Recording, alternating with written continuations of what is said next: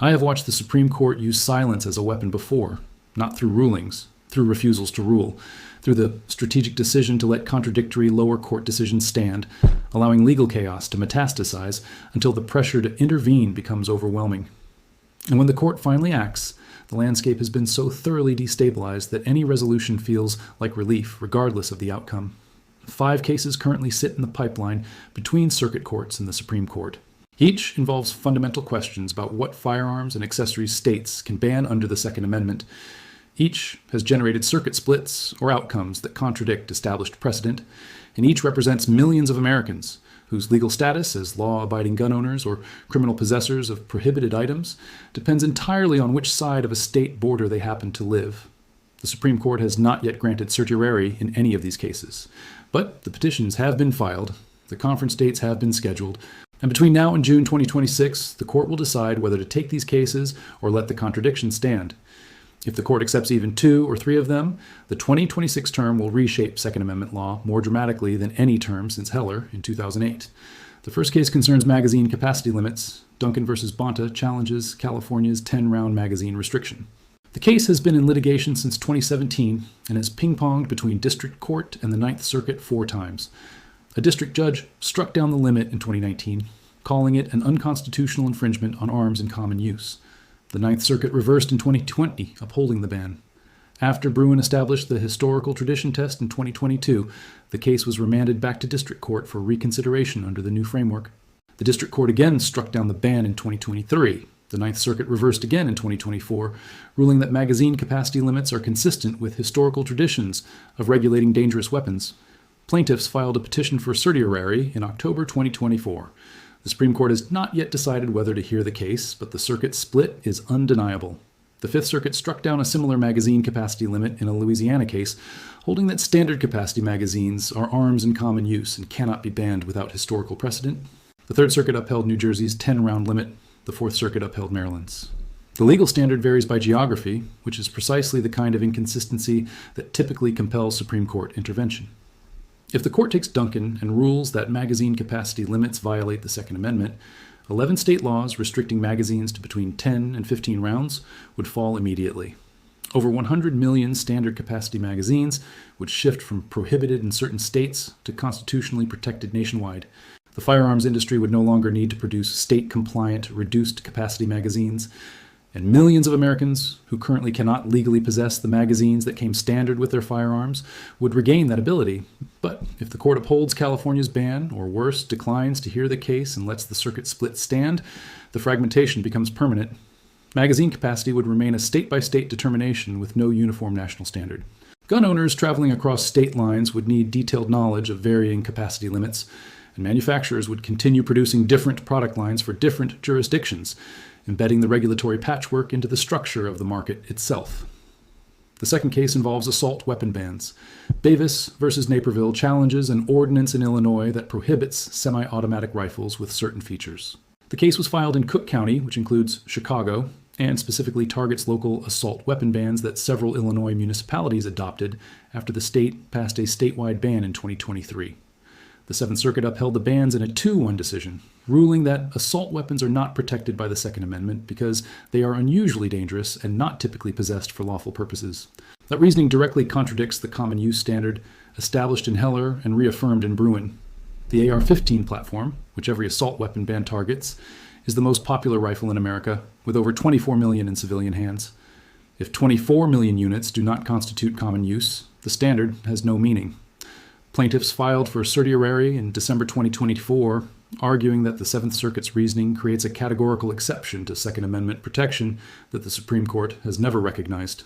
The third case is Connecticut Citizens Defense League versus Lamont, which challenges Connecticut's assault weapon ban. Unlike the Illinois case, which focuses on municipal ordinances, the Connecticut case directly challenges a statewide ban that has been in effect since 2013. The Second Circuit upheld the ban in 2024, but the reasoning differed from the Seventh Circuit's approach. The Second Circuit did not argue that assault weapons fall outside Second Amendment protection entirely. Instead, it held that the historical tradition of regulating especially dangerous weapons provides sufficient precedent to uphold modern assault weapon bans, even if those specific weapons are in common use. This creates a different circuit split. The Seventh Circuit says assault weapons are not protected because they are not in common use. The Second Circuit says they may be in common use but can still be banned based on historical tradition. The Fourth Circuit, in upholding Maryland's ban, adopted yet another approach, arguing that assault weapons are both unusually dangerous and not typically possessed for lawful self-defense purposes. 3 different circuits, 3 different legal theories, all reaching the same result but through incompatible reasoning. If the Supreme Court accepts one or both of these assault weapon cases and rules that the bans are unconstitutional, 7 state laws would be invalidated immediately.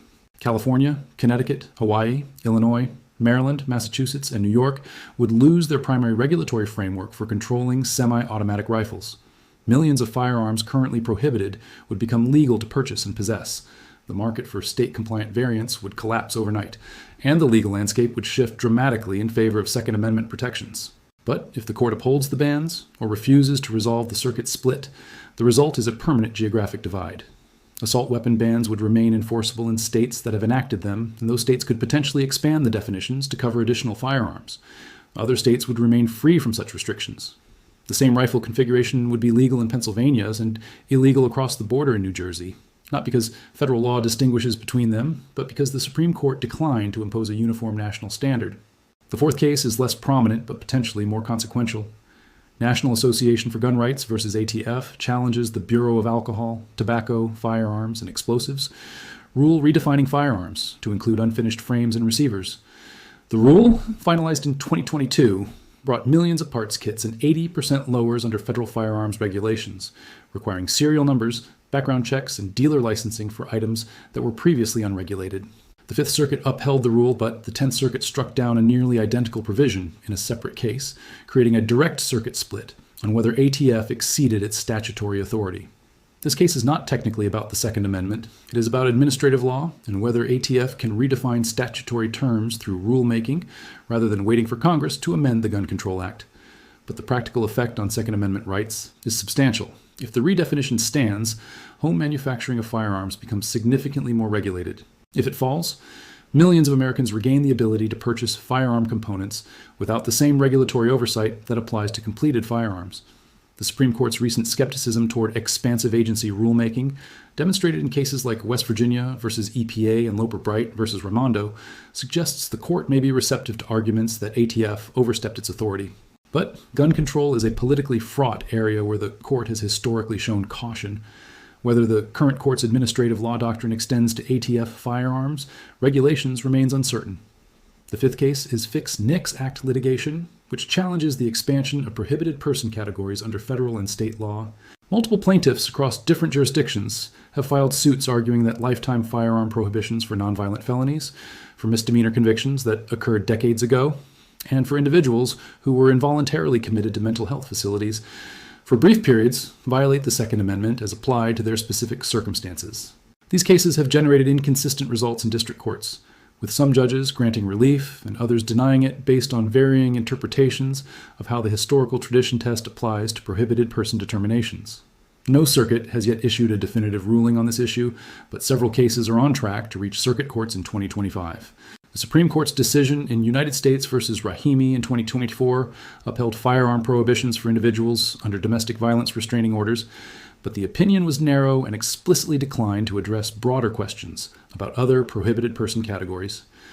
If the court accepts a case that forces it to define the limits of who can be permanently disqualified from firearm ownership, the implications extend far beyond the individual plaintiffs. Approximately 7 million Americans are currently prohibited from possessing firearms due to felony convictions. Another 3 million are prohibited due to misdemeanor domestic violence convictions. Unknown numbers are prohibited due to involuntary mental health commitments, drug use determinations, and other categories. If the Supreme Court rules that lifetime bans must be individually justified based on ongoing dangerousness rather than applied categorically based on past conduct, the regulatory framework for prohibited persons would require fundamental restructuring. What makes this moment particularly significant is not any single case, but the convergence. For 2 decades after Heller, the Supreme Court largely avoided taking Second Amendment cases, allowing lower courts to develop the doctrine through incremental rulings. That avoidance ended with Bruin. The court established a clear test, rejected interest balancing, and demanded historical tradition analysis. But lower courts have responded inconsistently. Some circuits have applied Bruin to strike down long-standing regulations. Others have found ways to uphold the same regulations through creative historical analogies. The inconsistency has created exactly the kind of legal chaos that the Supreme Court's certiorari process is designed to resolve. When circuit courts reach contradictory conclusions on identical legal questions, the Supreme Court typically intervenes to establish uniform national precedent. The question is not whether the court will eventually take these cases. The question is which cases it takes first and how quickly it moves. If the court grants certiorari in Duncan, Bevis, and Connecticut Citizens Defense League during the current term, oral arguments would occur in late 2025 with decisions likely by June 2026. That timeline means that by the summer of 2026, we could have definitive Supreme Court rulings on magazine capacity limits and assault weapon bans. The entire regulatory landscape would clarify within months, but the court could also decline all of these cases, letting the circuit splits persist and allowing states to continue operating under contradictory legal frameworks. That outcome seems increasingly unlikely given the court's recent willingness to engage with Second Amendment questions, but it remains possible. The court's decision on whether to grant certiorari will itself be a signal about how aggressively the current court intends to enforce the Bruin framework against state regulations. Gun rights organizations are preparing for multiple scenarios. If the court takes the cases and rules favorably, litigation strategies will shift toward mopping up remaining state restrictions that clearly fall under the new precedents. If the court upholds the bans or declines to intervene, strategies will focus on state-level challenges and building records for future appeals. Either way, the next 18 months will determine whether the post-Bruin Second Amendment landscape stabilizes around a coherent national standard or fragments permanently into regional regulatory regimes that vary by jurisdiction. I have watched the Supreme Court use strategic silence before. The refusal to hear a case is not neutrality. It is a decision to let lower court rulings stand, which entrenches whatever outcome those courts reached. For gun owners in California and Connecticut, the court's refusal to hear their cases means that restrictions deemed unconstitutional in other circuits remain enforceable against them. For gun owners in states without such restrictions, the refusal means uncertainty about whether their state could impose similar bans in the future without clear Supreme Court precedent preventing it. The architecture of Second Amendment law is being constructed right now through the court's certiorari decisions, not through oral arguments, not through written opinions, through the binary choice of whether to hear a case or let contradiction stand. And when the court finally breaks its silence, the framework it establishes will govern the rights of over 100 million Americans who own firearms and the regulatory authority of 50 state governments trying to control them. The cases are filed. The petitions are pending. The question is no longer what the law says. The question is whether the Supreme Court will clarify it or let the chaos continue.